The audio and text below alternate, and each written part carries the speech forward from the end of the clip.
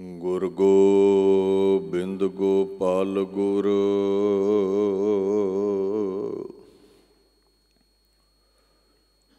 ਗੁਰ ਪੂਰਨ ਨਾਰਾਇਣ ਹੈ।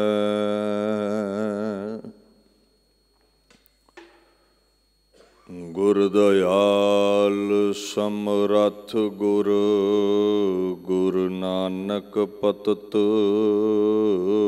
ਉਦਾਹਰਣ ਹੈ।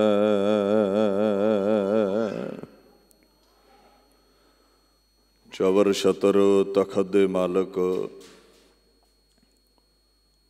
ਸਾਹਿਬ ਸ੍ਰੀ ਗੁਰੂ ਗ੍ਰੰਥ ਸਾਹਿਬ ਜੀ ਦੀ ਪਾਵਨ ਹਜ਼ੂਰੀ ਵਿੱਚ ਸੱਜ ਬੈਠੀ ਗੁਰੂ ਪਿਆਰੀ ਖਾਲਸਾ ਸਾਧ ਸੰਗਤ ਦੀ ਫਤਿਹ ਪ੍ਰਵਾਨ ਕਰੋ। ਵਾਹਿਗੁਰੂ ਜੀ ਕਾ ਖਾਲਸਾ ਵਾਹਿਗੁਰੂ ਜੀ ਕੀ ਫਤਿਹ। ਬਾਲਾ ਪ੍ਰੀਤਮ ਧੰਨ ਧੰਨ ਸ੍ਰੀ ਗੁਰੂ ਹਰਿਕ੍ਰਿਸ਼ਨ ਸਾਹਿਬ ਸੱਚੇ ਪਾਤਸ਼ਾਹ ਜੀ, ਤਿੰਨਾਂ ਦੇ ਪਾਵਨ ਅਸਥਾਨ ਗੁਰਦੁਆਰਾ ਸ਼੍ਰੀ ਬੰਗਲਾ ਸਾਹਿਬ ਦਿੱਲੀ ਵਿਖੇ ਆਪ ਸਰਬੱਤ ਸੰਗਤਾਂ ਹਾਜ਼ਰੀਨ ਹੋ। ਬੜੇ ਪ੍ਰੇਮ ਸਹਿਤ ਇਕਾਗਰ ਹੋ ਕਰਕੇ ਆਪ ਸੰਗਤ ਨੇ ਤੁਰਕੀ ਬਾਣੀ ਦਾ ਫੁਰਮਾਨ ਸਰਵਣ ਕੀਤਾ ਹੈ। ਆਓ ਇਸ ਅਗੰਮੀ ਫੁਰਮਾਨ ਦੀ ਵਿਚਾਰ ਦੇ ਨਾਲ ਜੁੜ ਕੇ ਆਪਣੇ ਸਮੇਂ ਨੂੰ, ਜੀਵਨ ਨੂੰ ਸਫਲਾ ਕਰੀਏ। ਸਤਨਾਮ ਸ੍ਰੀ ਵਾਹਿਗੁਰੂ ਸਾਹਿਬ ਜੀ। ਅਗਨ ਮਰੈ ਜਲ ਲੋੜ ਲਹੋ, ਵਿਣ ਗੁਰ ਨਿਧ ਜਲ ਨਾਹੇ।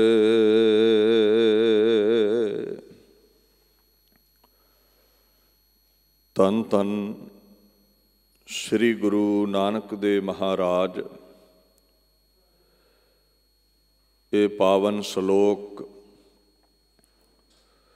ਲੋਕਾਈ ਦੇ ਭਲੇ ਹਿੱਤ ਆਪਣੇ ਗਲੂਏ ਮੁਬਾਰਕ ਤੋਂ ਪ੍ਰਗਟ ਕਰਦੇ ਨੇ, ਜੋ ਸ੍ਰੀ ਗੁਰੂ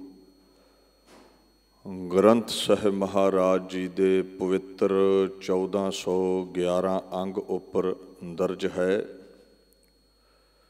ਮਹਾਰਾਜ ਇੱਥੇ ਸਾਨੂੰ ਹੁਕਮ ਕਰਦੇ ਨੇ, ਜੋ ਤ੍ਰਿਸ਼ਨਾ ਦੀ ਅੱਗ ਹੈ, ਉਸ ਅੱਗ ਨੂੰ ਬੁਝਾਉਣ ਦੇ ਲਈ ਨਾਮ ਦਾ ਜਲ ਚਾਹੀਦਾ ਹੈ। ਪਰਮਾਤਮਾ ਦੀ ਵਡਿਆਈ, ਕੀਰਤੀ, ਉਸਤਤੀ ਉਹ ਐਸਾ ਜਲ ਹੈ ਜੋ ਇਸ ਵਿਕਾਰਾਂ ਦੀ ਅੱਗ ਨੂੰ ਬੁਝਾ ਸਕਦਾ ਹੈ। ਔਰ ਇਹ ਨਾਮ ਦੇ ਜਲ ਨੂੰ ਨਿੱਧ ਵੀ ਕਿਹਾ ਹੈ ਬਾਣੀ ਦੇ ਵਿੱਚ। ਨਿੱਧ ਕੋਸ਼ ਨੂੰ ਕਹਿੰਦੇ ਨੇ, ਖਜ਼ਾਨੇ ਨੂੰ ਕਹਿੰਦੇ ਨੇ, ਨਿੱਧ ਸਮੁੰਦਰ ਨੂੰ ਵੀ ਕਹਿ ਦਿੰਦੇ ਨੇ। ਪਰ ਇਹ ਨਾਮ ਨਿੱਧ ਪ੍ਰਾਪਤ ਕਿੱਥੋਂ ਹੁੰਦਾ ਹੈ? ਮਹਾਰਾਜ ਕਹਿੰਦੇ ਪੂਰੇ ਗੁਰੂ ਦੇ ਪਾਸੋਂ। ਪੂਰਨ ਗੁਰੂ ਤੋਂ ਬਿਨਾ ਨਾਮਦਾਨ ਕੋਈ ਦੇ ਨਹੀਂ ਸਕਦਾ। ਨਾਮ ਦੇ ਜਲ ਤੋਂ ਬਿਨਾ ਵਿਕਾਰਾਂ ਦੀ, ਤ੍ਰਿਸ਼ਨਾ ਦੀ ਅੱਗ ਮਿਟ ਨਹੀਂ ਸਕਦੀ। ਜਿਵੇਂ ਬਾਣੀ 'ਚ ਆਉਂਦਾ ਹੈ, ਤਿਸਨਾ ਅੰਦਰ ਅਗਨ ਹੈ, ਨਹਿ ਤਿਪਤੈ ਭੁੱਖਾ ਤਿਹਾਇਆ, ਸਹਸਾ ਇਹੋ ਸੰਸਾਰ ਹੈ, ਮਰ ਜੰਮੈ ਆਇਆ ਜਾਇਆ। ਮਹਾਰਾਜ ਕਹਿੰਦੇ ਨੇ ਤ੍ਰਿਸ਼ਨਾ ਦੀ ਅੱਗ ਪਦਾਰਥਾਂ ਨਾਲ ਨਹੀਂ ਬੁਝਦੀ। ਅੱਜ ਆਪਾਂ 100 ਮੰਗਦੇ ਹਾਂ, ਕੱਲ੍ਹ ਨੂੰ 1000 ਮੰਗਾਂਗੇ, 1000 ਮਿਲ ਗਿਆ ਫਿਰ ਲੱਖ ਮੰਗਾਂਗੇ। ਰਾਜੇ ਵੀ ਬਣ ਜਾਈਏ ਕਿੱਥੇ ਰੱਜੀਦਾ ਹੈ। ਫਿਰ ਚੱਕਰਪਤ ਰਾਜੇ ਬਣਨਾ ਚਾਹੁੰਦੇ ਹਾਂ। ਇੱਕ ਦੇਸ਼ ਤੋਂ ਬਾਅਦ ਹੋਰਾਂ ਦੇਸ਼ਾਂ ਦੇ ਖਜ਼ਾਨੇ ਅਸੀਂ ਲੁੱਟਣੇ ਚਾਹੁੰਦੇ ਹਾਂ।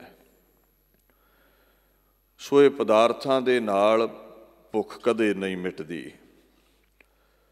ਔਰ ਜਿਸ ਪਦਾਰਥ ਦਾ ਮੋਹ ਹੋਵੇ ਸਾਡੇ ਅੰਦਰ, ਮਹਾਰਾਜ ਕਹਿੰਦੇ ਸੰਸਾਰ ਤੇ ਫਿਰ ਉਸੇ ਪਦਾਰਥ ਦੇ ਇਰਦ ਗਿਰਦ ਤੈਨੂੰ ਕੋਈ ਨਾ ਕੋਈ ਜੂਨ ਮਿਲ ਜਾਂਦੀ ਹੈ। ਇਉਂ ਜੰਮਣ ਮਰਨ ਦਾ ਗੇੜ ਪਿਆ ਰਹਿੰਦਾ ਹੈ। ਗੁਰਮਤੀ ਨਾਮ ਧਿਆਈਐ, ਸੁਖ ਰੱਜਾ ਜਾ ਤੁਧ ਭਾਇਆ, ਕੁੱਲ ਉਧਾਰੇ ਆਪਣਾ ਧਨ ਜਣੇਂਦੀ ਮਾਇਆ। ਕਹਿੰਦੇ ਇੱਕ ਪਰਮਾਤਮਾ ਦੇ ਗੁਰੂ ਦੇ ਬਖਸ਼ੇ ਨਾਮ ਨਾਲ ਹੀ ਬੰਦੇ ਨੂੰ ਰੱਜ ਆਉਂਦਾ ਹੈ, ਸੰਤੋਖ ਹਾਸਲ ਹੁੰਦਾ ਹੈ। ਤੇ ਜਿਸ ਨੂੰ ਰੱਜ ਆ ਗਿਆ, ਜਿਹਦਾ ਮੰਗਣਾ ਮੁੱਕ ਗਿਆ, ਉਹ ਆਪ ਤੇ ਮੁਕਤ ਹੋਵੇਗਾ, ਉਹਦੀ ਕੁੱਲ ਵੀ ਨਿਜਾਤ ਹਾਸਲ ਕਰੇਗੀ, ਕੁੱਲਾਂ ਦੇ ਸਹਿਤ ਉਸਨੂੰ ਮੁਕਤੀ ਹਾਸਲ ਹੋ ਜਾਵੇਗੀ। ਸੋ ਗੁਰੂ ਦੀ ਸ਼ਰਨ ਆ ਕੇ ਹੀ ਨਾਮ ਜਲ ਮਿਲੇਗਾ, ਔਰ ਨਾਮ ਜਲ ਦੇ ਨਾਲ ਹੀ ਤ੍ਰਿਸ਼ਨਾ ਦੀ, ਪਦਾਰਥਾਂ ਦੀ, ਲੋਭ ਦੀ ਅੱਗ ਮਿਟਦੀ ਹੈ। ਅੱਗੇ ਗੁਰੂ ਨਾਨਕ ਸਾਹਿਬ ਕਹਿੰਦੇ ਨੇ, ਜਨਮ ਮਰੈ ਪਰਮਾਈਐ, ਜੇ ਲੱਖ ਕਰਮ ਕਮਾਹੇ।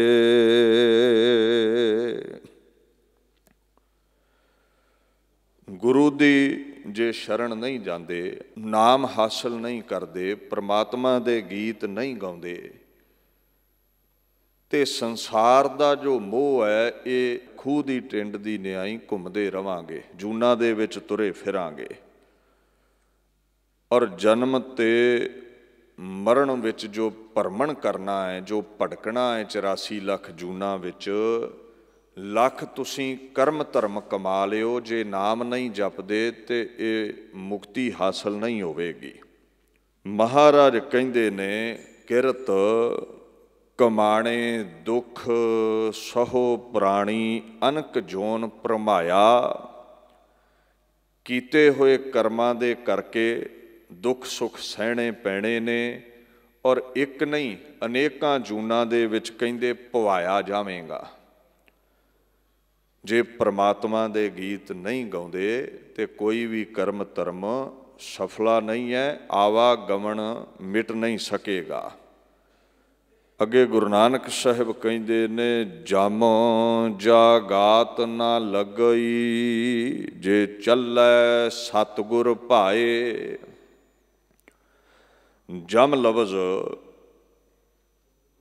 ਔਰ ਰੋਕ ਨੂੰ ਵੀ ਕਹਿੰਦੇ ਨੇ, ਜਾਂ ਉਸ ਦੇਵਤੇ ਨੂੰ, ਫਰਿਸ਼ਤੇ ਨੂੰ ਕਿਹਾ ਜਾਂਦਾ ਹੈ ਜੋ ਨਰਕ ਸੁਰਗ ਦਾ ਨਿਆਂ ਕਰਦਾ ਹੈ। ਧਰਮ ਰਾਜੇ ਨੂੰ ਵੀ ਕਹਿ ਦਿੱਤਾ ਜਾਂਦਾ, ਮੌਤ ਦੇ ਦੇਵਤੇ ਨੂੰ ਇਜ਼ਰਾਇਲ ਨੂੰ ਵੀ ਕਹਿ ਦਿੱਤਾ ਜਾਂਦਾ ਹੈ, ਮੈਸੇਂਜਰ ਆਫ ਡੈਥ। ਜਮ ਜਨਮ ਨੂੰ ਵੀ ਕਹਿ ਦਿੱਤਾ ਜਾਂਦਾ ਹੈ, ਵਾਰ-ਵਾਰ ਜਨਮਣਾ। ਜਿਹੜਾ ਜਾਗਾਤ ਲਫ਼ਜ਼ ਹੈ, ਜ਼ਾਕਾਤ ਦਾ ਭਾਵ ਹੁੰਦਾ ਹੈ ਵਸੂਲ ਕਰਨਾ, ਟੈਕਸ ਲੈਣਾ। ਕਹਿੰਦੇ ਜੇ ਜਮਾਂ ਦੇ ਟੈਕਸ ਤੋਂ ਬਚਣਾ ਹੈ, ਭਾਵ ਮਾਰ ਤੋਂ ਬਚਣਾ ਹੈ, ਅਧੀਨਗੀ ਤੋਂ ਬਚਣਾ ਹੈ, ਤੇ ਗੁਰੂ ਦੇ ਭਾਣੇ ਵਿੱਚ ਚੱਲ, ਗੁਰੂ ਦੇ ਨਾਲ ਭਾਏ ਪਿਆਰ ਕਰ, ਗੁਰੂ ਪਾਸੋਂ ਸ਼ਬਦ ਲੈ, ਅਕਾਲ ਪੁਰਖ ਦੇ ਗੀਤ ਗਾ, ਫਿਰ ਜਮਾਂ ਤੋਂ, ਮਸੂਲੀਆਂ ਕੋਲੋਂ ਤੂੰ ਬਚ ਜਾਵੇਂਗਾ, ਫਿਰ ਜਮ ਤੇਰੇ ਨੇੜੇ ਨਹੀਂ ਆਉਣਗੇ। ਸੋ ਗੁਰੂ ਪਾਤਸ਼ਾਹ ਹੀ ਮੁਕਤੀ ਦੇ ਦਾਤੇ ਨੇ, ਬਚਾਉਣ ਵਾਲੇ ਨੇ। ਜਿਵੇਂ ਬਾਣੀ ਚਾਹੁੰਦਾ ਹੈ ਨਾ, ਗੁਰ ਬਚਨ ਮਾਰਗ ਜੋ ਪੰਥ ਚਾਲੇ, ਤਿੰਨ ਜਮ ਜਾਗਾਤੀ ਨੇੜ ਨਾ ਆਇਆ।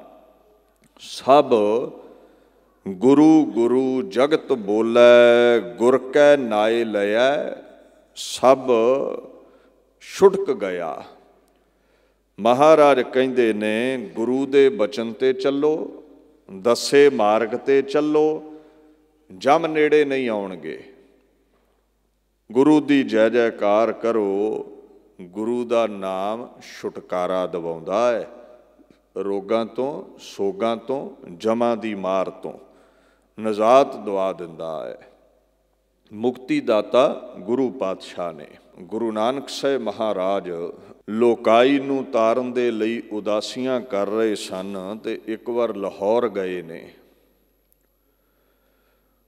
ਉੱਥੇ ਇੱਕ ਬੜਾ ਅਮੀਰ ਵਪਾਰੀ ਸੀ, ਨਾਮ ਉਹਦਾ ਦੁਨੀ ਚੰਦ ਹੈ। ਪਿਤਾ ਦੀ ਬਰਸੀ ਤੇ ਸਰਾਧ ਕਰ ਰਿਹਾ ਸੀ। ਉਸ ਸੇਠ ਨੇ ਗੁਰੂ ਸਾਹਿਬ ਨੂੰ ਵੀ ਬੇਨਤੀ ਕੀਤੀ, ਮਹਾਰਾਜ ਤੁਸੀਂ ਮੇਰੇ ਗ੍ਰਹਿ ਵਿਖੇ ਚਰਨ ਪਾਓ, ਗ੍ਰਹਿ ਨੂੰ ਪਵਿੱਤਰ ਕਰੋ। ਬੜੇ ਬ੍ਰਾਹਮਣਾਂ ਨੂੰ ਭੋਜਨ ਛਕਾਇਆ ਗਿਆ। ਗੁਰੂ ਸਾਹਿਬ ਨੂੰ ਬੇਨਤੀ ਕੀਤੀ, ਜੀ ਤੁਸੀਂ ਵੀ ਛਕੋ। ਤੇ ਮਹਾਰਾਜ ਆਖਣ ਲੱਗੇ, ਦੁਨੀ ਚੰਦ ਇਹ ਕਿਸ ਲਈ ਸਰਾਧ ਕਰਵਾ ਰਿਹਾ ਹੈ, ਦਾਨ ਪੁੰਨ ਕਰ ਰਿਹਾ ਹੈ? ਕਹਿੰਦਾ, ਮਹਾਰਾਜ ਪਿਤਾ ਦੇ ਨਿਮਿਤ, ਪਿਤਾ ਦੇ ਭਲੇ ਹਿੱਤ ਬ੍ਰਾਹਮਣਾਂ ਨੂੰ ਭੋਜਨ ਛਕਾ ਰਿਹਾ ਹਾਂ। ਦੇਖੋ, ਲੰਗਰ ਲਾਉਣਾ, ਦੀਨ ਤੇ ਦਇਆ ਕਰਨੀ, ਕਿਸੇ ਦੇ ਤਨ ਦੀ ਭੁੱਖ ਮਿਟਾ ਦੇਣੀ ਜਾਂ ਤਨ ਦਾ ਨੰਗੇਜ਼ ਕੱਜ ਦੇਣਾ, ਬਸਤਰ ਦੇ ਦੇਣੇ, ਇਹ ਕੋਈ ਪਖੰਡ ਨਹੀਂ ਹੈ। ਬਾਣੀ ਦਾ ਫਰਮਾਨ ਹੈ, ਸਾਲਾਹਾ ਸਾਚੇ ਮਨ ਸਤਿਗੁਰ, ਪੁੰਨ ਦਾਨ ਦਇਆ ਮਤੇ। ਜਿਹੜਾ ਬੰਦਾ ਗੁਰੂ ਨੂੰ ਜੀਵਨ ਦਾਤਾ ਮੰਨ ਕੇ ਉਹਦੇ ਹੁਕਮ ਵਿੱਚ ਚੱਲਦਾ ਹੈ, ਉਹ ਹਰ ਇੱਕ ਤੇ ਦਇਆ ਕਰਦਾ ਹੈ, ਦਾਨ ਪੁੰਨ ਕਰਦਾ ਹੈ। ਹੁਣ ਮੁਸ਼ਕਿਲ ਇਹ ਹੈ ਵੀ ਜਦੋਂ ਤੇ ਬਾਪ ਦੁਨੀਆ ਵਿੱਚ ਹੁੰਦਾ ਉਦੋਂ ਅਸੀਂ ਰੋਟੀ ਬੋਟੀ ਪੁੱਛਦੇ ਨਹੀਂ, ਸੇਵਾ ਕਰਦੇ ਨਹੀਂ। ਜਦੋਂ ਸਾਥ ਛੱਡ ਜਾਵੇ ਤੇ ਪਿੱਛੋਂ ਲੋਕਾਂ ਨੂੰ ਵਿਖਾਉਣ ਲਈ ਫਿਰ ਸਰਾਧ ਕਰਾਉਂਦੇ ਫਿਰਦੇ ਆ, ਬੱਲੇ ਬੱਲੇ ਦੇ ਲਈ। ਅਸਲ ਇੱਥੇ ਆ ਕੇ ਪਖੰਡ ਬਣ ਜਾਂਦਾ ਹੈ, ਵਿਖਾਵੇ ਮਾਤਰ ਕੀਤਾ ਕਰਮ। ਦੇਖੋ, ਜਿਵੇਂ ਮਾਤਾ ਪਿਤਾ ਨੇ ਤੁਹਾਨੂੰ ਬਚਪਨ ਵਿੱਚ ਪਾਲਿਆ ਸੀ, ਜਦੋਂ ਉਹਨਾਂ ਤੇ ਬਜ਼ੁਰਗੀ ਆ ਗਈ, ਜ਼ਰਾ ਰੋਗ ਆ ਗਿਆ, ਤੇ ਮਹਾਰਾਜ ਕਹਿੰਦੇ ਨੇ ਹੁਣ ਤੇਰੀ ਡਿਊਟੀ ਹੈ ਉਹਨਾਂ ਦੀ ਦੇਖਭਾਲ ਕਰਨ ਦੀ। ਬਿਰਧ ਭਇਆ ਉਪਰ ਸਾਕ ਸੈਨ, ਮੁਖ ਅਪਿਆਓ ਬੈਠ ਕਉ ਦੈਨ। ਇਹ ਤੇਰੇ ਘਰ ਵਿੱਚ ਜੋ ਬੱਚੇ ਨੇ, ਸਾਖ ਸੈਨ ਨੇ, ਹੇ ਬਜ਼ੁਰਗੋ, ਇਸ ਲਈ ਪਰਮਾਤਮਾ ਨੇ ਦਿੱਤੇ ਨੇ। ਜਦੋਂ ਤੁਸੀਂ ਬਿਰਧ ਹੋ ਗਏ, ਬੁਰਕੀ ਤੋੜ ਕੇ ਮੂੰਹ ਵਿੱਚ ਪਾਉਣ ਜੋਗੇ ਨਾ ਰਹੇ, ਤੇ ਤੁਹਾਡਾ ਫਰਜ਼ੰਦ ਤੁਹਾਡੇ ਮੂੰਹ ਵਿੱਚ ਬੁਰਕੀ ਪਾਵੇਗਾ। ਜੇ ਬਾਣੀ ਦੀਆਂ ਇਹਨਾਂ ਤੁਕਾਂ ਨੂੰ ਜੀਵਨ ਵਿੱਚ ਢਾਲ ਲਈਏ ਤੇ ਮੈਨੂੰ ਲੱਗਦਾ ਹੈ ਦੁਨੀਆ ਵਿੱਚ ਕੋਈ ਬਿਰਧ ਆਸ਼ਰਮ ਨਹੀਂ ਰਹੇਗਾ। ਇਹ ਸਾਡੀ ਅਕ੍ਰਿਤ ਘਣਤਾ ਚੋਂ ਹੀ ਬਿਰਧ ਆਸ਼ਰਮ ਪੈਦਾ ਹੋਏ ਨੇ। ਬਚਪਨ ਵਿੱਚ ਨਾ ਅਸੀਂ ਖਾਣ ਜੋਗੇ, ਨਾ ਅਸੀਂ ਪਾਉਣ ਹੰਡਾਉਣ ਜੋਗੇ, ਨਾ ਕਮਾਉਣ ਜੋਗੇ, ਮਾਪਿਆਂ ਨੇ ਪਾਲਿਆ ਹੈ। ਜਦੋਂ ਮਾਪੇ ਬਿਰਧ ਹੋ ਗਏ, ਉਹਨਾਂ ਦੇ ਸਰੀਰ ਵਿੱਚ ਸੱਤਾ ਨਾ ਰਹੀ ਤੇ ਅਸੀਂ ਘਰੋਂ ਕੱਢ ਦਿੰਦੇ ਹਾਂ ਵੀ ਆਸ਼ਰਮ ਚਲਿਆ ਜਾ। ਮਹਾਰਾਜ ਕਹਿੰਦੇ, ਭੁੱਲ ਗਿਆ ਹੈ, ਕਦੇ ਤੇਰੇ ਹੱਡਾਂ ਵਿੱਚ ਸੱਤਾ ਨਹੀਂ ਸੀ। ਤੂੰ ਕਮਾ ਸਕਦਾ, ਤੂੰ ਪਾ ਸਕਦਾ, ਤੂੰ ਹੰਢਾ ਸਕਦਾ, ਤੂੰ ਖਾ ਸਕਦਾ। ਬਜ਼ੁਰਗਾਂ ਪਾਲਿਆ ਸੀ ਤੈਨੂੰ। ਅੱਜ ਸਮੇਂ ਦੀ ਚਾਲ ਫਿਰ ਗਈ। ਅੱਜ ਇਹਨਾਂ ਦੇ ਹੱਡ ਮਜ਼ਬੂਤ ਨਹੀਂ ਰਹੇ, ਬਾਪ ਕਮਾਉਣ ਜੋਗਾ ਨਹੀਂ ਰਿਹਾ ਤੇ ਘਰੋਂ ਕੱਢ ਆਇਆ ਹੈ। ਇਹਨੂੰ ਹੀ ਅਕ੍ਰਿਤ ਘਣਤਾ ਕਿਹਾ ਜਾਂਦਾ ਹੈ। ਔਰ ਅਕ੍ਰਿਤ ਘਣ ਨਾਲੋਂ ਮੰਦਾ ਕੋਈ ਵੀ ਦੁਨੀਆ ਤੇ ਦੂਸਰਾ ਨਹੀਂ ਹੈ। ਮਹਾਰਾਜ ਪਾਤਸ਼ਾਹ ਦੁਨੀ ਚੰਦ ਨੂੰ ਆਖਣ ਲੱਗੇ, ਦੁਨੀ ਚੰਦ, ਜਿਉਂਦਿਆਂ ਜੀ ਤੇ ਸੇਵਾ ਹੋਈ ਨਾ, ਤੇ ਹੁਣ ਸਰਾਧ ਕਰਵਾਉਂਦੇ ਹੋ। ਚੱਲ ਖੈਰ, ਇਹ ਦੱਸ ਵੀ ਤੈਨੂੰ ਕੀ ਲੱਗਦਾ ਹੈ, ਇਹ ਜਿਹੜਾ ਭੋਜਨ ਇੱਥੇ ਲੋਕਾਂ ਛਕਿਆ ਹੈ, ਇਹਦੇ ਨਾਲ ਤੇਰੇ ਬਾਪ ਨੂੰ ਰੱਜ ਆ ਗਿਆ ਹੋਵੇਗਾ, ਤੇਰੇ ਪਿਤਾ ਤਾਈਂ ਭੋਜਨ ਪਹੁੰਚਿਆ ਹੋਵੇਗਾ। ਮਹਾਰਾਜ, ਮੈਨੂੰ ਕੀ ਪਤਾ ਹੈ ਇਹ ਭੋਜਨ ਉੱਥੋਂ ਤਾਈਂ ਪਹੁੰਚਿਆ ਹੈ ਕਿ ਨਹੀਂ, ਇਹ ਤੇ ਤੁਸੀਂ ਦੱਸ ਸਕਦੇ ਹੋ, ਜਾਣੀ ਜਾਣ ਹੋ। ਕਦੇ ਨਾਨਕ ਪ੍ਰਕਾਸ਼ ਪੜ੍ਹਿਓ। ਕਵੀ ਸੰਤੋਖ ਸਿੰਘ ਜੀ ਲਿਖਦੇ ਨੇ, ਹੇਤ ਬਤਾਵਨ ਬੈਨ ਅਲਾਏ ਤਨ ਪਿਤ ਬ੍ਰਿਕ ਦੇਹੀ ਕੇ ਪਾਏ। ਮਹਾਰਾਜ ਆਖਣ ਲੱਗੇ, ਤੇਰਾ ਪਿਤਾ ਦੁਨੀ ਚੰਦ ਬਘਿਆੜ ਦੀ ਜੂਨ ਵਿੱਚ ਪਿਆ ਹੈ ਤੇ 3 ਦਿਨਾਂ ਤੋਂ ਭੁੱਖਾ ਫਿਰਦਾ ਹੈ। ਤੇ ਛੇਤੀ ਦੇ ਨਾਲ ਦੁਨੀ ਚੰਦ ਨੇ ਅਚਰਜ ਹੋ ਕੇ ਪੁੱਛਿਆ ਵੀ ਮਹਾਰਾਜ ਕਿੱਥੇ ਹੈ? ਤੇ ਗੁਰੂ ਸਾਹਿਬ ਆਖਣ ਲੱਗੇ, ਇੱਥੋਂ 4-5 ਕੋਹ ਦੀ ਦੂਰੀ ਤੇ ਜਾ, ਝਾੜੀਆਂ ਦੇ ਓਲੇ ਬੈਠਾ ਹੈ, ਕੁਝ ਖਾਣ ਲਈ ਲੈ ਜਾ ਤੇ ਡਰ ਨਾ ਜਾਈਂ। ਤੈਨੂੰ ਦੇਖ ਕੇ ਪਿਛਲੇ ਜਨਮ ਦੀ ਉਸ ਨੂੰ ਸੋਝੀ ਆ ਜਾਵੇਗੀ। ਯਾਦ ਰੱਖਿਓ, ਇਹ ਸਭ ਜੂਨਾਂ ਵਿੱਚ ਆਪਾਂ ਹੀ ਫਿਰਦੇ ਆਂ। ਕਈ ਖੰਡਨ ਕਰਨ ਲੱਗ ਪੈਂਦੇ ਨੇ 84 ਲੱਖ ਜੂਨ ਨਹੀਂ ਹੁੰਦੀ। ਅਖੇ ਤੇ ਇਹ ਬੰਦੇ ਦੀ ਜੈਸੀ ਅਵਸਥਾ ਹੈ ਵੈਸਾ ਬਾਣੀ ਨੇ ਚਿੱਤਰ ਦਿੱਤਾ ਹੈ। ਜੋ ਲੋਭੀ ਹੈ ਅਖੇ ਉਹਨੂੰ ਸੱਪ ਕਹਿ ਦਿੱਤਾ। ਲੋਭੀ ਬੰਦਾ ਹਰੇਕ ਨੂੰ ਡੰਗਦਾ ਹੈ। ਇੱਦਾਂ ਦੀ ਆਪ ਮੁਹਾਰੀ ਦੀ ਵਿਆਖਿਆ ਕਈ ਕਰਨ ਲੱਗ ਪੈਂਦੇ ਨੇ। ਬਾਣੀ ਨੇ ਸਾਫ਼ ਲਿਖਿਆ ਹੈ, ਪਸ ਪੰਖੀ ਭੂਤ ਅਰ ਪ੍ਰੇਤਾ ਬਹੁਬਿਦ ਜੋਨੀ ਫਿਰਤ ਅਨੇਤਾ। ਮਹਾਰਾਜ ਕਹਿੰਦੇ, ਲੋਕੋ ਤੁਸੀਂ ਹੀ ਕਰਮਗਤ ਅਨੁਸਾਰ ਕਦੇ ਪਸ਼ੂ ਬਣਦੇ ਹੋ, ਕਦੇ ਪੰਛੀ ਬਣਦੇ ਹੋ, ਕਦੇ ਪ੍ਰੇਤ ਬਣ ਜਾਂਦੇ ਹੋ, ਭੂਤ ਬਣ ਜਾਂਦੇ ਹੋ। ਬੜੀਆਂ ਜੂਨਾਂ ਨੇ। ਜੈਸਾ ਕਰਮ ਹੈ ਵੈਸਾ ਲਿਬਾਸ ਤੁਹਾਨੂੰ ਮਿਲ ਜਾਵੇਗਾ। ਸੋ ਇੰਗਲਿਸ਼ ਦੇ ਟੀਕਾਕਾਰਾਂ ਵੀ ਇਹ ਮੋਹਰ ਲਾਈ ਹੈ, ਬੀਸਟ ਬੋਰਸ ਡੈਮਨਸ ਐਂਡ ਗੋਸਟ, ਭੂਤ ਪ੍ਰੇਤ ਪਸ਼ੂ ਪੰਛੀ। ਇਨ ਥੀਸ ਮੈਨੀ ਵੇਜ਼ ਦਾ ਫਾਲਸ ਵੰਡਰ ਇਨ ਰੀਇਨਕਾਰਨੇਸ਼ਨ। ਬੰਦਾ ਗਲਤ ਕਰਮ ਕਰਕੇ ਦੌੜਿਆ ਫਿਰਦਾ ਹੈ ਇਹਨਾਂ ਜੂਨਾਂ ਦੇ ਵਿੱਚ। ਦੁਨੀ ਚੰਦ ਖਾਣਾ ਲੈ ਕੇ ਮਹਾਰਾਜ ਵੱਲੋਂ ਦੱਸੀ ਜਗ੍ਹਾ ਤੇ ਗਿਆ।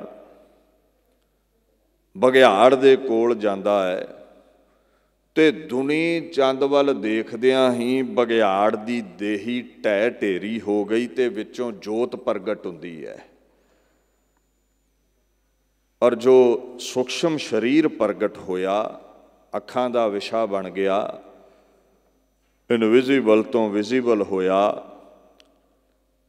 ਤੇ ਦੁਨੀ ਚੰਦ ਨੇ ਆਪਣੇ ਬਾਪ ਨੂੰ ਸਵਾਲ ਕੀਤਾ ਉਸ ਦਿਵਿਆ ਜੋਤ ਨੂੰ ਵੀ, ਪਿਤਾ ਜੀ ਤੁਸੀਂ ਬੜੇ ਧਰਮਾਤਮਾ ਸੀ, ਫਿਰ ਇਹ ਜੂਨ ਕਿਵੇਂ ਮਿਲ ਗਈ? ਦੁਨੀ ਚੰਦ ਦਾ ਬਾਪ ਆਖਣ ਲੱਗਾ, ਜਦੋਂ ਮ੍ਰਿਤਿੂ ਨੇੜੇ ਆਈ ਨਾ, ਜਦੋਂ ਮੌਤ ਦਾ ਡੰਕਾ ਸਿਰ ਤੇ ਵੱਜਿਆ, ਮੇਰਾ ਅੰਤ ਸਮਾਂ ਆਇਆ ਤੇ ਮੇਰੇ ਪਾਸ ਹੀ ਇੱਕ ਮਨੁੱਖ ਮੱਛੀ ਰਿੰਨ ਰਿਹਾ ਸੀ। ਮਨ ਲਲਚਾ ਗਿਆ, ਇੱਛਾ ਪੈਦਾ ਹੋ ਗਈ, ਪਰ ਖਾ ਨਾ ਸਕਿਆ।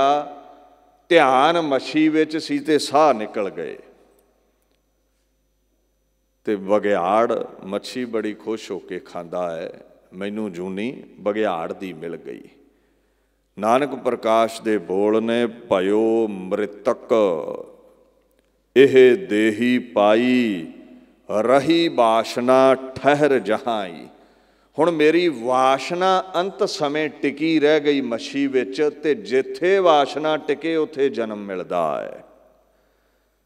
ਇਹ ਬਾਣੀ ਕਹਿੰਦੀ ਹੈ, ਤਿਸਨਾ ਅਗਨ ਜਲੈ ਸੰਸਾਰਾ, ਲੋਭ ਅਭਿਮਾਨ ਬਹੁਤ ਅਹੰਕਾਰਾ, ਮਰ ਮਰ ਜਨਮੈ ਪਤ ਗਵਾਏ, ਆਪਣੀ ਬਿਰਥਾ ਜਨਮ ਗਵਾਵਣਿਆ। ਮਹਾਰਾਜ ਕਹਿੰਦੇ ਨੇ, ਜਿਸ ਪਦਾਰਥ ਦੀ ਤ੍ਰਿਸ਼ਨਾ ਰਹਿ ਜਾਵੇ, ਜਿਸ ਪਦਾਰਥ ਦਾ ਤੈਨੂੰ ਮੋਹ ਹੋਵੇ, ਅਖੀਰ ਤੈਨੂੰ ਉੱਥੇ ਹੀ ਜੂਨ ਮਿਲ ਜਾਂਦੀ ਹੈ। ਇਹ ਪਰਮਾਤਮਾ ਡਿਸਾਈਡ ਕਰੇਗਾ ਵੀ ਮਿਲਣੀ ਕਿਹੜੀ ਹੈ, ਬਣਾਉਣਾ ਕੀ ਹੈ ਤੈਨੂੰ। ਕੀਟ ਬਣਾਉਣਾ ਹੈ ਜਾਂ ਪਤੰਗ ਬਣਾਉਣਾ ਹੈ ਜਾਂ ਮਨੁੱਖ ਬਣਾਉਣਾ ਹੈ।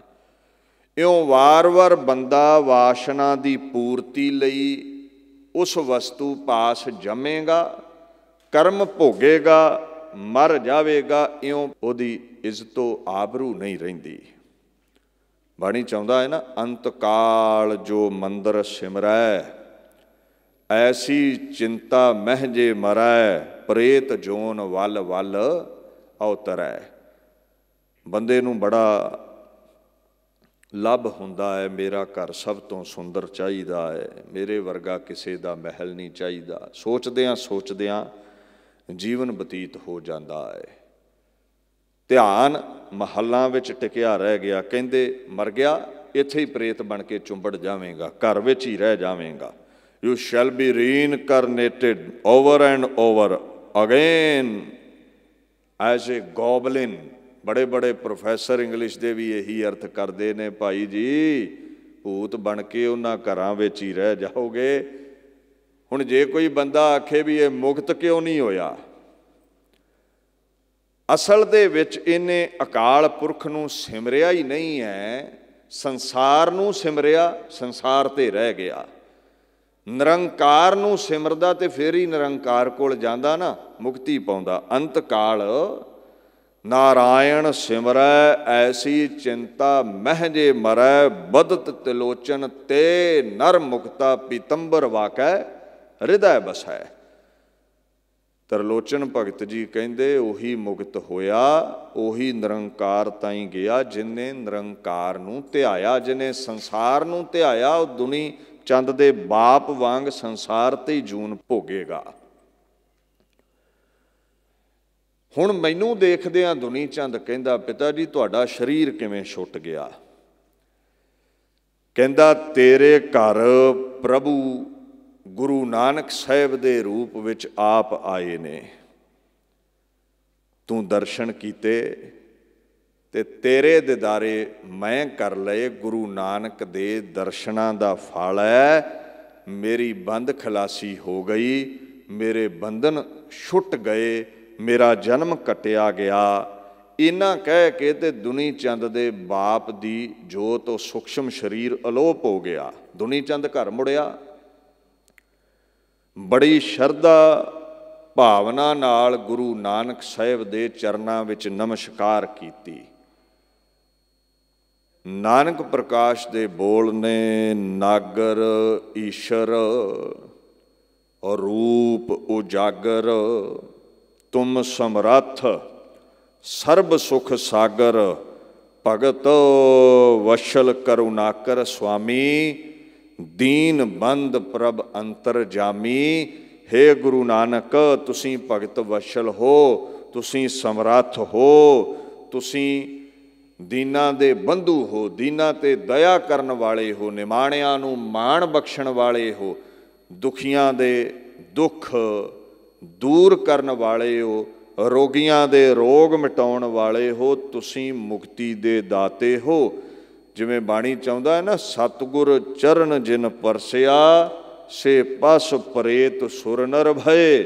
ਗੁਰੂ ਨਾਨਕ ਦੇ ਚਰਨ ਪਰਸਣ ਵਾਲਾ ਪਸ਼ੂ ਵੀ ਮੁਕਤ ਹੈ, ਪ੍ਰੇਤ ਵੀ ਮੁਕਤ ਹੈ, ਦੇਵਤਿਆਂ ਵਰਗਾ ਮਹਾਨ ਮਰਾਤਬਾ ਉਸਨੂੰ ਹਾਸਲ ਹੋ ਜਾਂਦਾ ਹੈ।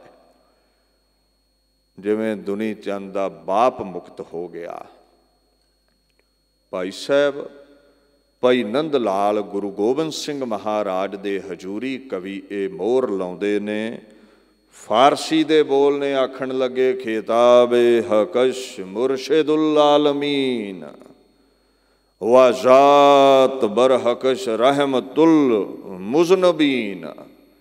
ਐ ਗੁਰੂ ਨਾਨਕ ਸਾਹਿਬ, ਪਰਮਾਤਮਾ ਦੇ ਦਰ ਤੋਂ ਤੁਸੀਂ ਦੁਨੀਆ ਦੇ ਉੱਪਰ ਆਉਣਾ ਕੀਤਾ, ਅਕਾਲ ਪੁਰਖ ਦਾ ਤੁਸੀਂ ਸਰੂਪ ਹੋ, ਔਰ ਅਕਾਲ ਪੁਰਖ ਦੇ ਹੁਕਮ ਵਿੱਚ ਤੁਸੀਂ ਦੋਹਾਂ ਲੋਕਾਂ ਦੇ ਮੁਰਸ਼ਦ ਹੋ। ਇਸ ਮਾਤ ਲੋਕ ਦੇ ਸਤਿਗੁਰੂ ਹੋ ਤੇ ਪਰਲੋਕ ਵਿੱਚ ਤੁਸੀਂ ਨਿਰਗੁਣ ਸਰੂਪ ਹੋ, ਅਕਾਲ ਪੁਰਖ ਹੋ। ਬਾਣੀ ਵੀ ਕਹਿੰਦੀ ਹੈ ਨਾ, ਜੋਤ ਰੂਪ ਹਰ ਆਪ ਗੁਰੂ ਨਾਨਕ ਕਹਾਇਓ। ਤੁਹਾਡਾ ਜਿਹੜਾ ਸੁਭਾਅ ਹੈ ਨਾ, ਰਹਿਮਤੁਲ, ਬੜਾ ਕਿਰਪਾਲੂ ਹੈ। ਮੁਜ਼ਨਬੀਨ, ਕਿੰਨਾ ਤੇ ਕਿਰਪਾ ਕਰਦੇ ਹੋ? ਗੁਨਾਹਗਾਰਾਂ ਤੇ। ਤੁਹਾਡੀ ਕਿਰਪਾ ਹੋ ਜਾਵੇ ਬੰਦਾ ਮੁਕਤੀ ਹਾਸਲ ਕਰਦਾ ਹੈ। ਪਸ਼ੂ ਪੰਛੀ ਵੀ ਮੁਕਤ ਹੋ ਜਾਂਦੇ ਨੇ।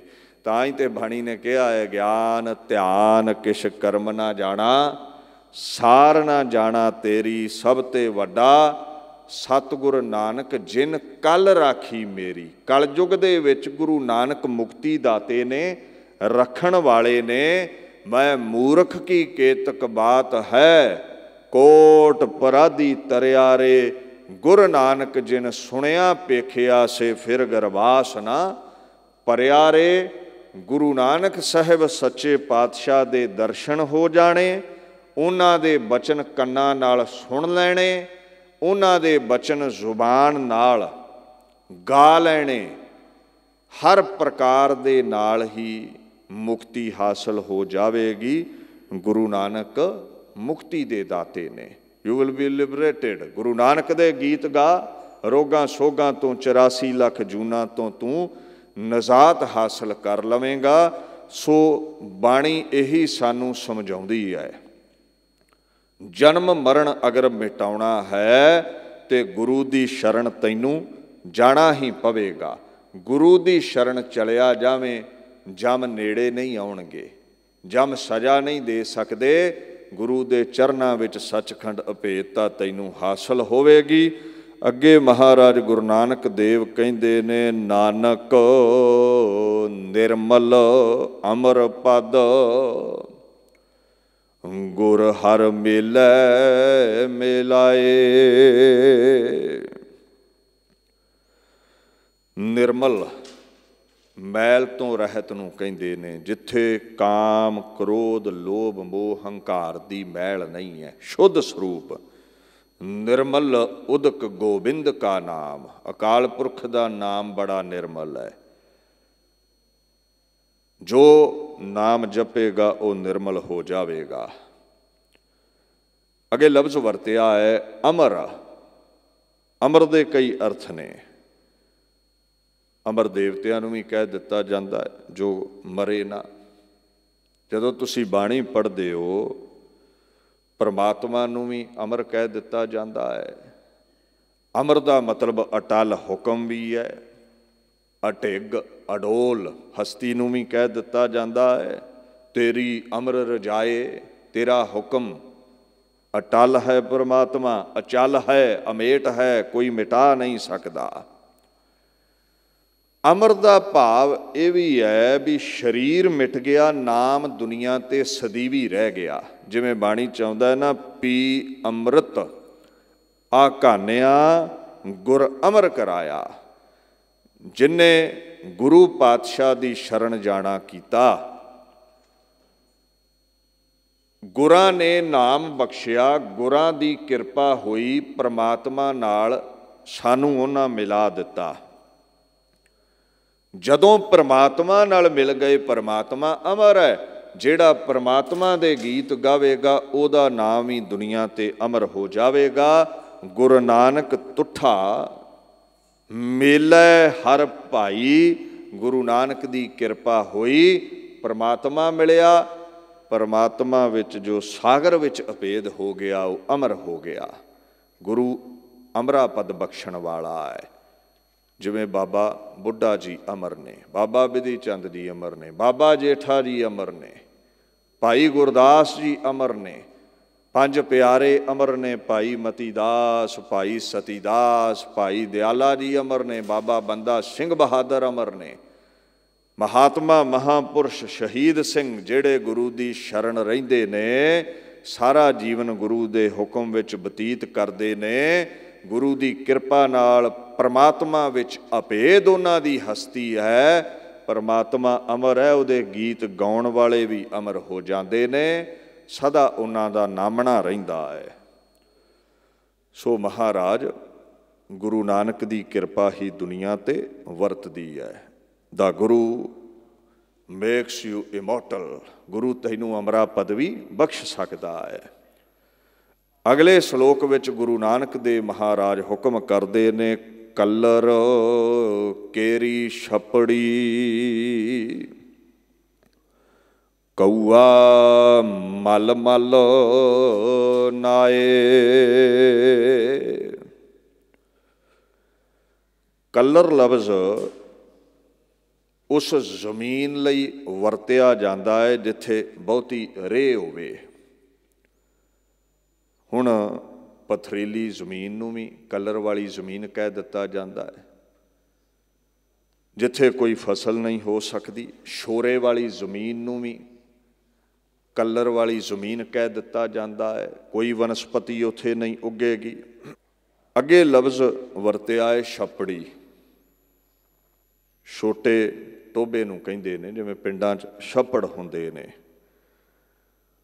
इत्थे कौआ लफ्ज़ वरतिया गया है उस मनुख दे लई जो विषयां विच, विकारां विच, गंदगी विच डुੱਬਿਆ होया है। महाराज कहिंदे ने जिवें कलर दी छपड़ी दे विच कौआ नहाउंदा है ना, गंदगी विच कौआ नहाउंदा है, आनंद माणदा है, इदां मनमुख बंदा विषयां दी छपड़ी विच काम, क्रोध, लोभ, मोह, हंकार दे विच शौक दे नाल डुੱਬਿਆ रहिंदा है, इशनान करदा है, विकारां दे विच बड़ा प्रसन्न चित रहिंदा है। महाराज दीन दुनिया दे मालक गुरु नानक साहब अगे कहिंदे ने, मन तन मैला अवगुणी चिंज भरी गंदी आए। हुण कौआ जदों मैल दे विच नहावेगा, मड पडल दे विच इशनान करेगा, उहदा तन गंदा हो जाना है। ते मन भी मैला है, तां ही ते गंदगी नूं फोलदा रहिंदा है। कौए अगे केसर रख दे, उन्हें की करना है? कस्तूरी रख दे, उन्हें थोड़ा खानी है। 36 प्रकार दे भोजन रख दो, की करने ने? रूड़ी ते जाके ही बैठेगा, गंदगी ही फुलेगा, उत्थे ही आनंदित रहेगा। मनमुख बंदे नूं रब दे गीत गाउणे थोड़ा चंगे लगदे ने, सेवा सिमरन भजन थोड़ा चंगा लगदा है। उत्ते तैयार रहिंदा है, गुरद्वारे नूं जिंदरा मारो, मंदिरां नूं जिंदरा मारो, मस्जिदां नूं जिंदरे मारो। मनमुख बंदा वेसवागामी होवेगा, नशेड़ी होवेगा, भद्दी संगत ही भालेगा, काम क्रोध लोभ मोह हंकार विच ही चुभी लावेगा। हुण जिहड़ा मैला बंदा है, मैल नाल भरिया होया बंदा है, अवगणी बंदा है, दोषी बंदा है, पापी बंदा है, याद रखियो जे उन्हें तन दे नाल किसी विकार नूं भोगिया है ना, काम क्रोध लोभ मोह हंकार दे वो सहित है, ते मन भी उहदे नूं मैल लगेगी। मन मैला है ते तन मैला है, तन मैला है ते मन मैला है, क्योंकि मैला फुरना मन विच आया ते फिर ही शरीर ने अंजाम तक पहुँचाया ना। वेसवा दा संग करना लोचिया, मन चो फुरना पैदा होया, तन ने जाके संग कर लिया, मैला हो गया। सो महाराज कहिंदे ने मन मैला है दूजे भाए। परमात्मा तो बिना जिहड़ा आपां दूजे भाए भाव द्वैश विच पए रहने हैं, काम क्रोध लोभ मोह हंकार नाल प्रेम करते हैं, जीवन बतीत करते हाँ, कहते मैल ही लग रही है। मन मैला सब किश मैला, तन धोता मन हशा ना होए। और मन दे मैले होया तन भी मैला है। जे तुसीं आखो मन विच मैल ही मैल, मैले फुरने ही फुरने, विकार ही विकार, भैड़ियां चितवनियां पाप ही पाप ने, ते तन दा इशनान करवा लो तीर्थ ते मन दी मैल लै गई। महाराज कहंदे मन अच्छा नहीं होना तन नूं धोतियां, मन दी मैल नाम जपियां ही लवेगी। मन ताईं जल दी पहुँच नहीं है, जल दी पहुँच तन ताईं है। मन फिर किवें साफ हुंदा है?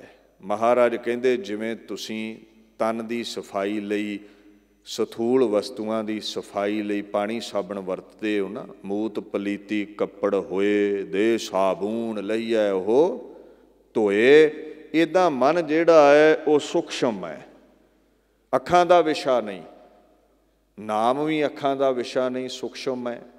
ਸੋ ਮਨ ਨੂੰ ਧੋਣ ਦੇ ਲਈ, ਪਾਪ ਮਿਟਾਉਣ ਦੇ ਲਈ ਨਾਮ ਜਲ ਦੀ ਲੋੜ ਪੈਣੀ ਹੈ।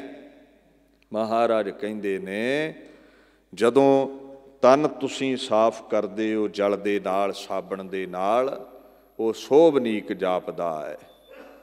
ਜਦੋਂ ਮਨ ਮੈਲਾ ਹੋਵੇ, ਨਾਮ ਜਲ ਦੇ ਨਾਲ ਇਹਦੀ ਸਫਾਈ ਕਰੋ, ਨਾਮ ਜਪਿਆ ਕਰੋ, ਨਾਮ ਨਾਲ ਧੋਇਆ ਕਰੋ, ਇੱਕ ਨਾ ਇੱਕ ਦਿਨ ਮੈਲ ਲੈ ਜਾਵੇ। ਭਰੀਐ ਮਤ ਪਾਪਾ ਕੈ ਸੰਗ, ਉਹ ਧੋਪੈ ਨਾਵੈ ਕੈ ਰੰਗ। ਸੋ ਦੀਨ ਦੁਨੀਆ ਦੇ ਮਾਲਕ ਇੱਥੇ ਨਾਮ ਦੀ ਮਹਿਮਾ ਦਰਸਾਉਂਦੇ ਨੇ। ਹੁਣ ਕਾਂ ਕੀ ਕਰਦਾ ਹੈ? ਚੁੰਝ ਦੇ ਵਿੱਚ ਗੰਦਗੀ ਲੈ ਲੈਂਦਾ ਹੈ, ਗੰਦਗੀ ਖਾਂਦਾ ਹੈ, ਗੰਦਗੀ ਫਰੋਲਦਾ ਹੈ, ਰੂੜੀਆਂ ਤੇ ਉਹਦੀ ਉਡਾਰੀ ਹੈ। ਮਹਾਰਾਜ ਆਖਣ ਲੱਗੇ ਜਿਹੜਾ ਮਨਮੁਖ ਬੰਦਾ ਹੈ ਉਹਦੇ ਮੂੰਹ ਵਿੱਚ ਨਿੰਦਾ ਰੂਪੀ ਗੰਦਗੀ ਹੀ ਹਮੇਸ਼ਾ ਰਵੇਗੀ। ਨਿੰਦਕ ਨਿੰਦਾ ਕਰ ਮਲ ਧੋਵੈ, ਉਹ ਮਲ ਭਖ ਮਾਇਆ ਧਾਰੀ। ਸੰਤ ਜਨਾ ਕੀ ਨਿੰਦਾ ਵਿਆਪੇ, ਨਾ ਉਰਵਾਰ ਨਾ ਪਾਰੀ। ਇੱਥੇ ਲਫ਼ਜ਼ ਹੈ ਮਲ ਭਖ। ਇਹ ਕਿਹਾ ਜਾਂਦਾ ਹੈ ਕਾਕ ਨੂੰ, ਕਊਏ ਨੂੰ, ਜੋ ਮਲ ਖਾਂਦਾ ਹੈ, ਜੋ ਗੰਦਗੀ ਖਾਂਦਾ ਹੈ। ਕਹਿੰਦੇ ਨਿੰਦਾ ਕਰਨ ਵਾਲਾ ਬੰਦਾ ਕਊਏ ਦੀ ਨਿਆਈ ਗੰਦਗੀ ਹੀ ਖਾ ਰਿਹਾ ਹੈ, ਕਿਸੇ ਦੇ ਔਗਣ ਫਰੋਲ ਰਿਹਾ ਹੈ। ਦਿਨ ਰਾਤ ਉਹ ਨਿੰਦਾ ਕਰੇਗਾ। ਅੱਛਾ, ਅਗਲੇ ਦੀ ਮੈਲ ਧੋਈ ਜਾਂਦਾ ਤੇ ਆਪ ਮੈਲਾ ਹੋਈ ਜਾਂਦਾ ਹੈ। ਸਾਧੂਆਂ ਦੀ, ਮਹਾਂਪੁਰਸ਼ਾਂ ਦੀ ਨਿੰਦਾ ਕਰੀ ਗਿਆ। ਉਰਵਾਰ ਇਹ ਲੋਕ ਵੀ ਉਹਦਾ ਅਜਾਈਂ ਚਲਿਆ ਗਿਆ, ਜੀਵਨ ਵਿਅਰਥ ਚਲਿਆ ਗਿਆ।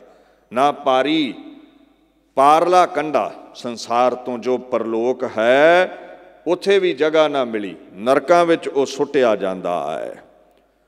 ਸੋ ਯਾਦ ਰੱਖਿਓ, ਨਿੰਦਾ ਮਹਾ ਪਾਪ ਹੈ ਕੀ ਹੈ ਨਿੰਦਾ? ਦੋਸ਼ ਕਹਿਣ ਦੀ ਕਿਰਿਆ, ਗੁਣਾਂ ਵਿੱਚ ਦੋਸ਼ ਥਾਪਣ ਦਾ ਕਰਮ। ਮਹਾਰਾਜ ਬਾਣੀ ਵਿੱਚ ਕਹਿੰਦੇ ਨੇ ਪਰ ਨਿੰਦਾ ਬਹੁ ਕੂੜ ਕਮਾਵੈ, ਵਿਸ਼ਟਾ ਕਾ ਕੀੜਾ ਵਿਸ਼ਟਾ ਮਾਹੇ ਸਮਾਵੈ। ਕਈ ਕੀੜੇ ਹੁੰਦੇ ਨਾ, ਉਹ ਗੰਦਗੀ ਨੂੰ ਹੀ ਫਰੋਲਦੇ ਨੇ। ਨਿੰਦਕ ਇੱਦਾਂ ਦਾ ਕੀੜਾ ਹੈ ਜਿਹੜਾ ਉਗਣ ਹੀ ਫਰੋਲਦਾ ਰਹਿੰਦਾ ਹੈ। ਲੱਖੋਂ ਨੂੰ ਰੋਕੋ, ਲੱਖੋਂ ਨੂੰ ਟੋਕੋ, ਉਹ ਨਿੰਦਾ ਹੀ ਕਰਦਾ ਰਹੇਗਾ। ਉਹਦਾ ਜੀਵਨ ਹੀ ਗੰਦਗੀ ਫਰੋਲਣ ਲਈ ਮਿਲਿਆ ਹੈ। ਦੂਸਰਾ ਇਹਦਾ ਭਾਵ ਹੈ ਨਿੰਦਾ ਕਰਨ ਵਾਲਾ ਵਿਸ਼ਟਾ ਦਾ ਕੀੜਾ ਬਣਾਇਆ ਜਾਂਦਾ ਹੈ, ਨਰਕਾਂ ਵਿੱਚ ਪਾਇਆ ਜਾਂਦਾ ਹੈ। ਉਹਨੂੰ ਸਜ਼ਾ ਹੀ ਐਸੀ ਮਿਲਦੀ ਹੈ। ਹੀ ਇਜ਼ ਅ ਮੈਗੋਟ ਇਨ ਮੈਨਿਓਰ। ਗੰਦਗੀ ਫਰੋਲਣ ਵਾਲਾ ਉਹ ਕੀੜਾ ਹੋ ਜਾਵੇਗਾ। ਕਈ ਜਗ੍ਹਾ ਇਹ ਜ਼ਿਕਰ ਕੀਤਾ ਹੈ ਜੋ ਦਾਸ ਤੇਰੇ ਕੀ ਨਿੰਦਾ ਕਰੇ ਤਿਸ ਮਾਰ ਪਚਾਈ, ਸਾਧੂ ਜਨ ਕੀ ਨਿੰਦਾ ਵਿਆਪੇ ਜਾਸਨ ਜਨਮ ਗਵਾਈ। ਐ ਅਕਾਲ ਪੁਰਖ ਹੈ ਗੁਰੂ ਨਾਨਕ ਤੇਰੇ ਪਿਆਰਿਆਂ ਦੀ ਜੋ ਨਿੰਦਾ ਕਰਦਾ ਹੈ ਉਹਨੂੰ ਮਾਰ ਕੇ ਪਚਾ ਦਿੰਨਾ ਹੈ, ਖੁਆਰ ਕਰਦਾ ਹੈ, ਉਹਦਾ ਖੁਰਾ ਖੋਜ ਮਿਟਾ ਦਿੰਨਾ ਹੈ। ਜੋ ਸਾਧੂਆਂ ਦੀ ਨਿੰਦਾ ਕਰਦਾ ਹੈ ਉਹਦਾ ਜਿਹੜਾ ਜਨਮ ਹੈ ਉਹ ਅਜਾਈਂ ਚਲਿਆ ਜਾਂਦਾ ਹੈ। ਰਾਮ ਨਾਮ ਕਦੇ ਚੇਤਹਿ ਨਾਈ, ਅੰਤ ਗਏ ਪਛੁਤਾਈ। ਰਾਮ ਦਾ ਨਾਮ ਚੇਤਿਆ ਨਾ, ਜ਼ੁਬਾਨ ਰੱਬ ਦੇ ਗੀਤ ਗਾਉਣ ਨੂੰ ਮਿਲੀ ਸੀ, ਇਸ ਚੁੰਝ ਦੇ ਵਿੱਚ ਗੰਦਗੀ ਨਿੰਦਿਆ ਹੀ ਭਰ ਛੱਡੀ, ਵਿਅਰਥ ਚਲਿਆ ਗਿਆ ਜੀਵਨ। ਦੇਖੋ ਠੀਕ ਹੈ, ਕਈ ਵਾਰ ਇਹ ਦਾਅਵਾ ਕਰ ਦਿੰਦੇ ਨੇ ਨਿੰਦਕ ਅਸੀਂ ਤੇ ਸੱਚ ਬੋਲਦੇ ਹਾਂ ਜੀ। ਸੱਚ ਇੱਕ ਵਾਰ ਬੋਲਿਆ ਜਾਂਦਾ ਹੈ, ਕਿਸੇ ਵਿੱਚ ਔਗਣ ਹੈ, ਠੀਕ ਹੈ ਤੂੰ ਦੱਸ ਦਿੱਤਾ, ਵਾਰ-ਵਾਰ ਫਰੋਲਦਾ ਹੈ ਜਾਣ ਬੁੱਝ ਕੇ, ਇਹ ਨਿੰਦਾ ਹੋ ਗਈ। ਦੂਸਰਾ ਪੱਖ ਇਹ ਵੀ ਹੈ ਵੀ ਦੇਖੋ ਕੰਡੇ ਨੂੰ ਕੰਡਾ ਕਹਿ ਦਿੱਤਾ, ਇਹ ਗੁਨਾਹ ਨਹੀਂ ਸੀ। ਇੱਥੇ ਫੁੱਲ ਨੂੰ ਕੰਡਾ ਕਿਹਾ ਜਾ ਰਿਹਾ ਹੈ। ਮੀਠੇ ਕਉ ਕੌੜਾ ਕਹੈ, ਕੜੂਏ ਕੋ ਮੀਠਾ, ਰਾਤੇ ਕੀ ਨਿੰਦਾ ਕਰ ਹੈ, ਐਸਾ ਕਲਮ ਹੈ ਡੀਠਾ। ਮਹਾਰਾਜ ਕਹਿੰਦੇ ਨੇ ਜਿਹੜੇ ਨਾਮ ਰਸ ਵਿੱਚ ਰੰਗੇ ਹੋਏ ਨੇ ਉਹਨਾਂ ਨੂੰ ਇਹ ਸਾਖਤ ਕਹਿ ਦਿੰਦਾ ਹੈ ਨਿੰਦਕ ਬੰਦਾ। ਜਿਹੜੇ ਸਾਖਤ ਨੇ ਉਹਨਾਂ ਨੂੰ ਗੁਰਮੁਖ ਕਹਿ ਦਿੰਦਾ ਹੈ। ਮਿੱਠੇ ਨੂੰ ਕੌੜਾ ਕਹਿ ਦੇਣਾ ਤੇ ਕੌੜੇ ਨੂੰ ਮਿੱਠਾ ਕਹਿ ਦੇਣਾ। ਜਿਹੜੇ परमात्मा दे प्रेम विच राते होए ने, भिजे होए ने, उन्हां नूं बुरा कहिंदा है। ਜਿਹੜੇ मनमुख लोक ने उन्हां नूं चंगा कहिंदा है। फुल्लां नूं कंडे कहिंदा है, कंडियां नूं फुੱਲ कहिंदा है। ये कलयुग दे विच निंदक दा कर्म है।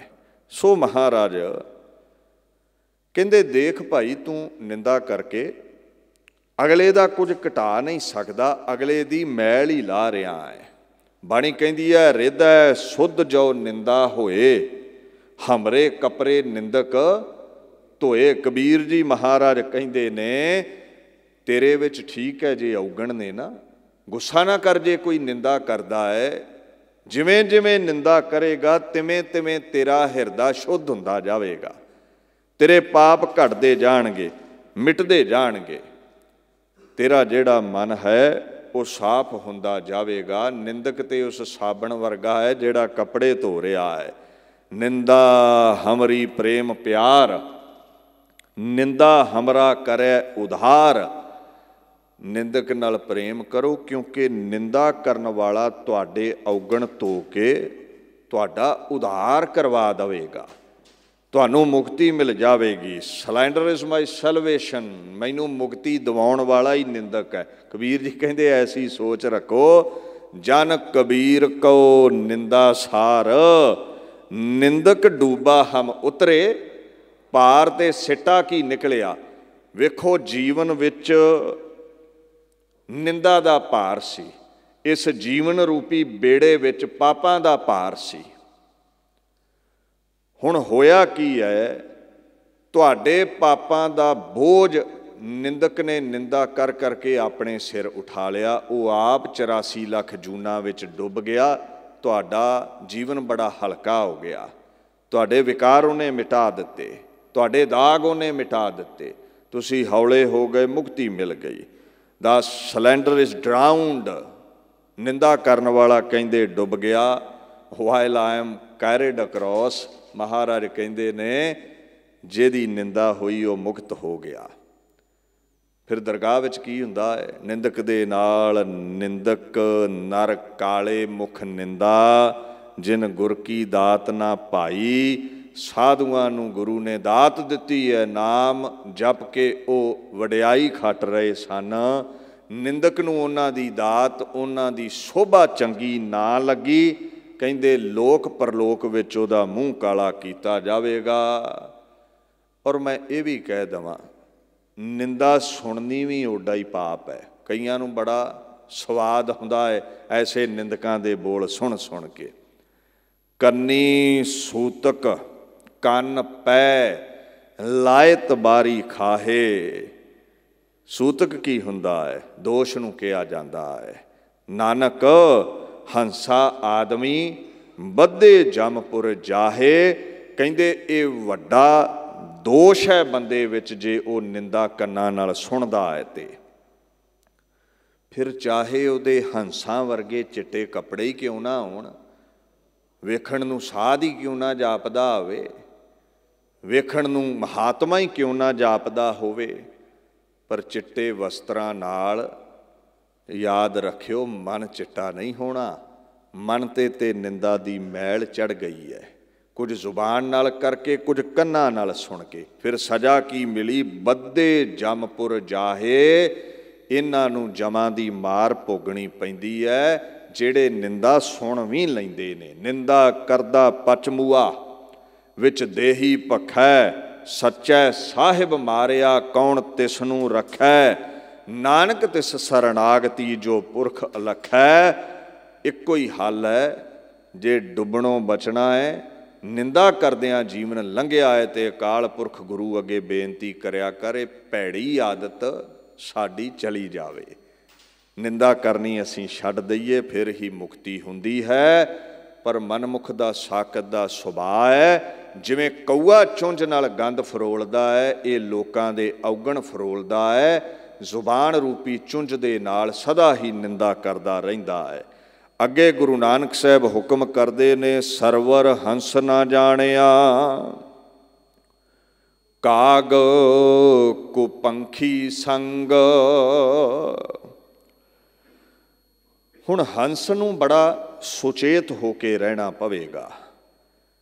ਕੁਪੰਖੀ ਦੀ ਸੰਗਤ ਨਾ ਕਰੇ, ਕਊਏ ਦੀ ਸੰਗਤ ਨਾ ਕਰੇ, ਕਿਉਂਕਿ ਜਿਹੜਾ ਹੰਸ ਹੈ ਉਹਦੀ ਖੁਰਾਕ ਬੜੀ ਸ਼ੁੱਧ ਹੈ, ਉਹ ਸਾਫ਼ ਖਾਂਦਾ ਹੈ, ਉਹਦਾ ਰੰਗ ਰੂਪ ਬੜਾ ਸਾਫ਼ ਹੈ, ਬੜਾ ਉਹਦਾ ਠੰਡਾ ਸੁਭਾਅ ਹੈ, ਆਨੰਦ ਵਿੱਚ ਰਹਿਣ ਵਾਲੀ ਉਹਦੀ ਹਸਤੀ ਹੈ। ਸੋ ਇੱਥੇ ਹੰਸ ਮਹਾਂਪੁਰਸ਼ਾਂ ਨੂੰ ਕਿਹਾ ਹੈ, ਗੁਰਮੁਖਾਂ ਨੂੰ ਕਿਹਾ ਹੈ, ਕਊਏ ਮਨਮੁਖਾਂ ਨੂੰ ਕਿਹਾ ਹੈ ਜੋ ਨਿੰਦਾ ਰੂਪੀ ਗੰਦਗੀ ਫਰੋਲਦੇ ਨੇ। ਸੋ ਐਸੇ ਕਊਏ, ਐਸੇ ਕੁਪੰਖੀ, ਐਸੇ ਜਿਹੜੇ ਸਾਕਤ ਲੋਕ ਨੇ, ਹੇ ਹੰਸ, ਹੇ ਮਹਾਤਮਾ, ਧਿਆਨ ਰੱਖ, ਉਹਨਾਂ ਦੀ ਸੰਗਤ ਨਹੀਂ ਤੂੰ ਕਰਨੀ। ਮੈਂ ਇੱਕ ਉਦਾਹਰਣ ਦ੍ਰਿਸ਼ਟਾਂਤ ਸਮਝਾਉਣ ਲਈ ਦੇਵਾਂਗਾ ਤੁਹਾਨੂੰ। ਵੇਖੋ, ਇੱਕ ਕਾਗ, ਇੱਕ ਕਊਆ ਨਾ ਮਾਨ ਸਰੋਵਰ ਤੇ ਉੱਡ ਕੇ ਚਲਿਆ ਗਿਆ। ਉੱਥੇ ਹੰਸ ਨਾਲ ਯਾਰੀ ਪਾ ਲਈ ਤੇ ਹੰਸ ਨੂੰ ਕਹਿੰਦਾ ਵੀ ਆਪਾਂ ਹੁਣ ਮਿੱਤਰ ਬਣ ਗਏ ਆ, ਤੇਰਾ ਦੇਸ਼ ਮੈਂ ਘੁੰਮ ਲਿਆ ਤੇ ਚੱਲ ਤੈਨੂੰ ਆਪਣਾ ਦੇਸ਼ ਘੁਮਾ ਲਿਆਵਾਂ। ਮਾਨ ਸਰੋਵਰ ਤੋਂ ਉਡਾਰੀ ਭਰੀ ਤੇ ਕਿਧਰੇ ਦੂਰ ਨਿਕਲ ਗਏ। ਰਾਜਾ ਭੋਜ ਦੀ ਕਚਹਿਰੀ ਸੱਜੀ ਹੋਈ ਸੀ। ਉੱਥੇ ਬੜਾ ਸੁੰਦਰ ਰੁੱਖ ਸੀ, ਥੱਲੇ ਰਾਜੇ ਦਾ ਸਿੰਘਾਸਣ ਲੱਗਾ ਹੋਇਆ ਸੀ ਤੇ ਕਊਆ ਤੇ ਹੰਸ ਉਸ ਰੁੱਖ ਤੇ ਬੈਠੇ ਨੇ। ਕਊਏ ਨੇ ਮਾਰੀ ਵੇਠਾ, ਆਪ ਉੱਡ ਗਿਆ। ਬੜਾ ਗਿਲਾ ਕੀਤਾ ਰਾਜੇ ਦੇ ਕਰਿੰਦਿਆਂ ਨੇ ਵੀ ਇਹ ਜਿਹੜਾ ਪੰਛੀ ਹੈ ਇਹਨੇ ਵਿੱਠ ਮਾਰੀ ਹੈ। ਉਹ ਹੰਸ ਕਾਬੂ ਆ ਗਿਆ, ਹੰਸ ਤੇ ਜਾਲ ਪੈ ਗਿਆ। ਤੇ ਉੱਥੇ ਵਿਦਵਾਨ ਪੁਰਸ਼ ਸਮਝਾਉਂਦੇ ਨੇ ਵੀ ਜਦੋਂ ਹੰਸ ਗੁਲਾਮ ਹੋਇਆ ਤੇ ਤਰਲੇ ਲੈਂਦਾ ਹੈ, ਮੈਂ ਚਿੱਟਾ ਕਊਆ ਨਹੀਂ ਹਾਂ, ਮੈਂ ਹੰਸ ਹਾਂ, ਕਿਉਂ ਭੁਲੇਖਾ ਖਾਂਦੇ ਹੋ, ਮੇਰਾ ਇਹ ਕਰਮ ਨਹੀਂ ਹੈ ਗੰਦ ਫੈਲਾਉਣਾ ਇੱਥੇ। ਹੁਣ ਉਹ ਕਿੱਥੇ ਬਖਸ਼ਦੇ ਨੇ? ਕੁਸੰਗਤ ਦਾ ਫਲ ਤੇ ਮਿਲਣਾ ਸੀ, ਹੰਸ ਮਾਰਿਆ ਗਿਆ, ਸਜ਼ਾ ਤੇ ਮਿਲਣੀ ਸੀ। ਯਾਦ ਰੱਖਿਓ, ਜਿਹੜੇ ਨਿੰਦਿਤ ਪੰਛੀ ਨੇ ਕਊਏ ਵਰਗੇ, ਉਹਨਾਂ ਗੰਦਗੀ ਫਰੋਲਣੀ ਹੈ, ਉਹਨਾਂ ਦੀ ਸੰਗਤ ਵਿੱਚ ਤੁਸੀਂ ਵੀ ਗੰਦਗੀ ਫਰੋਲੋਗੇ। ਸਾਕਤ ਬੰਦੇ ਦਾ ਸਾਥ ਠੀਕ ਨਹੀਂ ਹੈ। ਦੂਜੇ ਭਾਏ ਦੁਸ਼ਟਾਂ ਕਾ ਵਾਸਾ, ਭੌਂਦੇ ਫਿਰ ਹੈ ਬਹੁ ਮੋਹ ਪਿਆਸਾ। ਕੋ ਸੰਗਤ ਬਹ ਹੈ ਸਦਾ ਦੁੱਖ ਪਾਵਹਿ, ਦੁੱਖੋ ਦੁੱਖ ਕਮਾਇਆ। ਕੋ ਸੰਗੀ ਦੀ ਸੰਗਤ ਕਰੋਗੇ ਤੇ ਤੁਹਾਨੂੰ ਵੀ ਦੁੱਖ ਮਿਲੇਗਾ। ਕਬੀਰ ਮਾਰੀ ਮਰੋ ਕੁਸੰਗ ਕੀ, ਕੇਲੇ ਨਿਕਟ ਜੋ ਬੇਰ। ਉਹ ਝੂਲੈ ਉਹ ਚੀਰੀਐ, ਸਾਕਤ ਸੰਗ ਨਾ ਹੇਰ।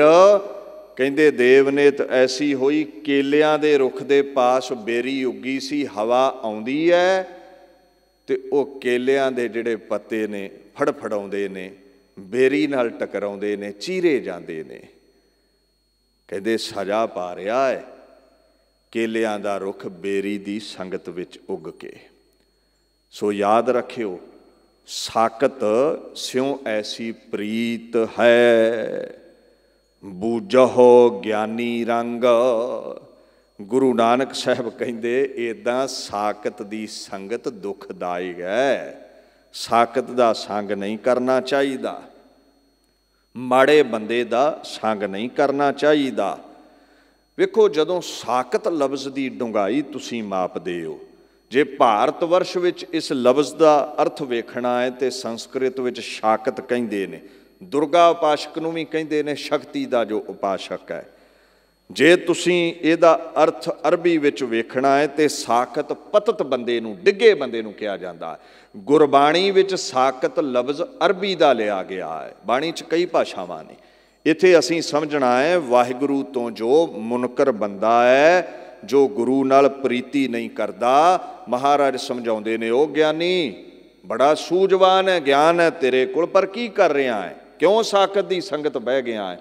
ਕਿਉਂ ਇਹਦੇ ਨਾਲ ਪ੍ਰੀਤ ਕਰਦਾ ਹੈ? ਕਿਉਂ ਇਹਦੇ ਰੰਗ ਵਿੱਚ ਰੰਗਿਆ ਹੋਇਆ ਹੈ? ਸਜ਼ਾ ਪਾਵੇਂਗਾ। ਜਿਨ ਕੋ ਪ੍ਰੀਤ ਨਾਹੀ ਹਰ ਸੇਤੀ, ਤੇ ਸਾਕਤ ਮੂੜ ਨਰ ਕਾਚੇ। ਤਿਨ ਕੋ ਜਨਮ ਮਰਨ ਅਤ ਭਾਰੀ, ਵਿੱਚ ਵਿਸਟਾ ਮਰ ਮਰ ਪਾਚੇ। ਸਾਕਤ ਉਹ ਜਿਹੜਾ ਰੱਬ ਨਾਲ ਪ੍ਰੀਤ ਨਹੀਂ ਪਾਉਂਦਾ, ਸਾਕਤ ਨੂੰ ਜਨਮ ਮਰਨ ਹੈ, ਵਿਸ਼ਟਾ ਦਾ ਕੀੜਾ ਬਣੇਗਾ। ਦੇ ਸਫਰ ਦਾ ਮੋਸਟ ਐਕਸਟ੍ਰੀਮ ਐਗੋਨੀਜ਼, ਬੜੇ ਵੱਡੇ ਦੁੱਖ ਪਾਉਣੇ ਪੈਂਦੇ ਨੇ ਸਾਕਤਾਂ ਨੂੰ। ਉਹਨਾਂ ਦੀ ਸੰਗਤ ਨਾ ਕਰੋ। ਸੰਤਾਂ ਸੇਤੀ रंग ना लाए साकत संग विकर्म कमाए, दुर्लभ देहे खोई अज्ञानी जड़ अपनी आप उपाड़ी जियो। संतां दी संगत नहीं कीती, सागतां दा संग कीता, अपनी जड़ आपे पुट लई। सो महाराज दीन दुनिया दे मालक सानू समझाउंदे ने, भाई जी साकत दी संगत नहीं करनी। मेरे मन नाम बिना जो दूजै लागे, ते साकत नर जम कुटिया, ते साकत चोर जिन्ना नाम विसारिया, मन तिनकै निकट ना पिटिया। साकतां दे नेड़े नहीं जाना, उन्हां दा बचन नहीं सुनना। कबीर जी क्यों ना सुनिए, कबीर साकत संग ना कीजिए, दूर जाइए भाग बासन कारो परसिए तो कश लागै। दाग कबीर जी कहते साकत काला भांडा है, ते तैनू कालख लग जानी है, तैनू निंदा दी शाही लग जानी है। उन्हें ते खपना ही है, उन्हें ते दुख पाने ही ने, उन्हें ते डुबना ही है, तू भी डुब जावेगा। फिर करना की चाहिए है? गुरु नानक साहब अगे हुक्म करते ने, संत सभा जयकार कर, गुरमुख कर्म कमाओ। साधुआं दी संगत कर, उन्हां दी जय जयकार करया कर। संत किस नूं कहा है? संत दा भाव है शांत, जिहदे इंद्रे शांत ने, जिहदा मन शांत है, काबू विच है। सभा दा मतलब मजलस, तमाम संत साधुआं दी सभा, सत संगत भी तुसीं कह लवो, उन्हां दी जय जयकार करया कर, उन्हां दे जयकारे लाया कर। हे गुरमुख जनो, तुसीं साधुआं दी संगत च ही बहना है, साकत कोल नहीं बहना। पता कोई नहीं है कदों दाग लग जावे। तुसीं नेक कर्म ही करने ने। मिलदा की है? साधुआं दी संगत विच महाराज कहंदे ने, भाई रे संत जना की रेण, संत सभा गुर पाईऐ, मुक्त पदार्थ तेण। साधुआं दी संगत च गुरु मिलदा है, गुरु की कृपा होवे ते परमात्मा मिलदा है, परमात्मा मिल पवे ते मुक्ति मिलदी है। सो साधुआं दी सभा दी सदा ही जय जयकार करो। गुरमुखो ये कर्म करो, सागतां तो दूरी रखो। अगे गुरु नानक साहब कहंदे ने, निर्मल नावण नानका, गुर तीरथ दरियाओ। साधुआं दी संगत बह गए, पाक पवित्र गुरु नानक साहब दी हजूरी सारे बैठे सन, और गुरु दी बाणी नाल मन दा इशनान करवाया, ते मन निर्मल हो गया। काम क्रोध लोभ मोह हंकार दी मैल लै गई। गुरु महान तीरथ है, जो मैल तो रहत तैनू कर दवेगा। गुरु महान नाम दा दरियाओ है, जेड़ा तैनू मुक्ति दवा दवेगा। तीरथ पूरा सतगुरु, जो अनदिन हर हर नाम ध्याए, ओह आप छुटा कुटंब स्यों, दे हर हर नाम सब श्रेष्ठ छड़ाए। गुरु आप मुक्त बुलंद हस्ती परमात्मा दा स्वरूप है। जेड़ा उहदी संगत गया वो आप ते मुक्त होवेगा। कुटंब सहित निजात उहनूं मिलनी है। He is saved along with his family. परिवार भी तेरा मुक्त हो जाएगा जे गुरु दे दर ते आवेगा। ऐसी मेरे गुरु नानक साहब दी उपमा है, वडियाई है। सागतां दी संगत छड्डो, गुरमुखां दी संगत करो ते मुक्ति मिलेगी। वाहिगुरू जी का खालसा, वाहिगुरू जी की फतेह।